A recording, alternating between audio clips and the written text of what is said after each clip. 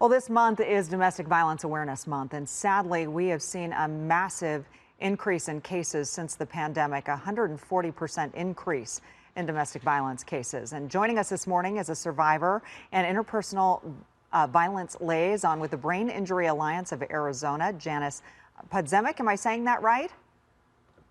Yes, you are. Thank Janice, good morning. Thank you so much for being here. Thank you for having me. You're a survivor yourself. Can you tell us a little bit about your story? Yes, 15 years ago, my then live-in boyfriend brutally attacked me while I was sleeping. And after that point, I decided enough was enough and I needed to leave him and the relationship. So you have definitely a kind of a personal way that you're able to face some of these things and understand what other women are going through, and men sometimes. What are kind of the signs that people need to look out for? Well, for me, it was the isolation from my friends and family, not being able to speak to them or see them whenever I wanted to. Some other signs are the financial control, where the spending was also controlled. Also the telling you that they're so sorry that they hurt you and they'll never do it again if you take them back. And when you do, the abuse continues and sometimes it's worse.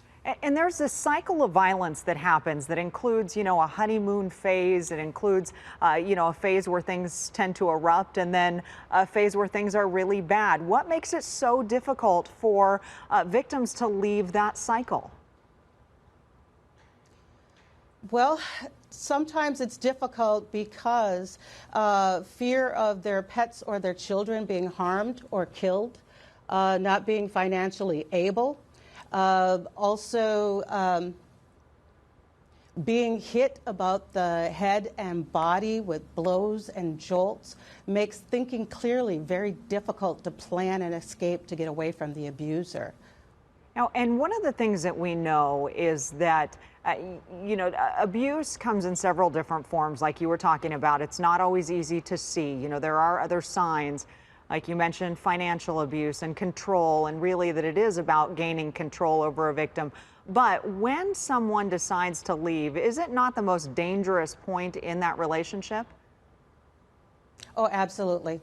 Studies show that when an abuser learns that you're planning on leaving, they can get more enraged and possibly kill you, which brings up the point, why do some women stay with the abuser? And that could be, as I said before, because they don't have a financial way out. They're afraid that their family members will be killed or hurt, and it just makes it very difficult to leave. So, there's usually friends, their family around, and if they want to help someone that they see is maybe in a situation like this, what is the best thing that they can do for that family member or friend?